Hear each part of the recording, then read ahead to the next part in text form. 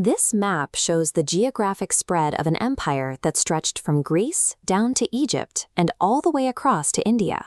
What is staggering about this territory is that it was entirely conquered by a man in his 20s.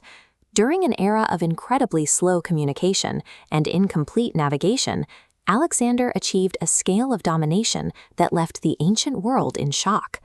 But looking at the wreckage and the triumphs he left behind, we have to ask a difficult question. Was Alexander truly a great, enlightened visionary, or was he a ruthless, ego-driven tyrant who managed to conquer the physical world but completely failed to conquer himself? The answer starts in 356 BC, in the ancient Macedonian capital city of Pella. Alexander's upbringing paired the extreme refinements of royalty with a rigorous, lifelong grooming for absolute command. His father provided him with two highly opposing forces of education. On one side, a strict tutor named Leonidas ruthlessly drilled the young boy in combat, horse riding, and military survival. On the other side was the heavyweight intellect of Aristotle. The great philosopher spent years teaching Alexander logic, art, religion, and deep analytical thinking. You can see the result of this training in a story from when he was just 10 years old. A trader brought an aggressively wild horse named Bucephalus to the king. When nobody else could control the animal, Alexander stepped forward. Instead of using brute force, he used observation and empathy. He noticed the horse was simply terrified of its own shadow.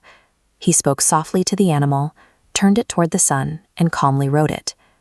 This synthesis of military grit and analytical depth created a leader who could outthink a problem as effectively as he could outfight it. He possessed the empathy to read a situation and the calculated dominance to exploit it. But empathy vanishes quickly when survival is on the line. When Alexander was 20, King Philip was suddenly assassinated by a bodyguard. Instantly, the young prince was thrust into a power vacuum, surrounded by rivals who viewed a 20-year-old heir as an easy target. Alexander's response was chillingly pragmatic. Working with his mother, he ordered the execution of his father's new wife and her newborn infant. Then he systematically hunted down and killed every political rival who could potentially claim the throne. Sensing weakness in the new king, several Greek states, including Thebes, immediately launched a rebellion. Alexander didn't bother negotiating. He marched his army directly to Thebes and razed the entire city to the ground, wiping it off the map to send a very clear message to the rest of Greece. Within months of taking power, the young king proved he had no interest in his father's careful diplomacy. He established his grip on the kingdom entirely through absolute, terrifying authority. With Greece firmly under his boot, Alexander aimed his ambitions at the massive Persian Empire. At the Granicus River, facing a well-positioned Persian army, he didn't command from the rear. He personally led a wedge-shaped cavalry charge directly into the center of the enemy lines, nearly dying from an axe blow to the shoulder, but ultimately shattering the Persian defense. This topographical map shows the coastal city of Tyre, an island fortress surrounded by deep water and massive walls. After a 7-month siege, Alexander forced his army into the water. They dropped debris into the sea, building a stone land bridge right to the fortress walls. But his engineering brilliance was paired with extreme cruelty. Infuriated by the long, exhausting wait, Alexander finally breached the city and ordered his troops to massacre 8,000 Tyrian citizens in a blinding fit of rage. Immediately after Tyre, his army entered Egypt, where he was welcomed as a liberator rather than a conqueror. Because the Egyptians willingly surrendered, they met a ruler who respected their customs. They crowned him pharaoh and worshipped him as the living son of a god.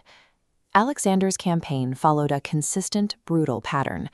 Those who resisted met a terrifying end, while those who submitted were integrated into a global system of trade and protection. This tactical overhead diagram shows the Battle of Gaugamela. Facing a vastly superior Persian army with heavy chariots, Alexander intentionally opened gaps in his front lines. The chariots drove straight through the traps, neutralizing their momentum and allowing Alexander to win. Having dismantled the Persian Empire, he pushed eastward into India. At the Battle of Hydaspes, he faced King Porus, an Indian ruler who mounted a fierce and bloody resistance against the invading Greeks. Alexander ultimately won the battle and captured Porus, but instead of execution, Alexander chose a different path. Deeply impressed by Porus's bravery and tactical skill, he spared his life and offered him a co-ruler position to govern the territory together. Alexander wanted to push deeper into India, but he finally hit a wall he couldn't break. His army, completely exhausted from years of endless marching and traumatized by constant bloodshed, simply dropped their weapons. They missed their families, they were exhausted, and they refused to take another step forward. For all his brilliance, Alexander found the one obstacle his tactics couldn't solve. He could crush the greatest empires of the ancient world, but he could not overcome the psychological limits of his own men. Forced to turn back, Alexander returned to the heart of Persia, but he didn't behave like a Greek conqueror going home. He adopted Persian customs, started wearing traditional Persian royal dress, and demanded his subjects treat him with the supreme title, King of Kings. He pushed for cultural fusion through events like the mass wedding ceremony at Susa, where he forced his top Macedonian and Greek generals to marry Persian noblewomen. While Alexander saw this as unifying his new empire, his loyal commanders felt insulted by his obsession with the culture they had just defeated.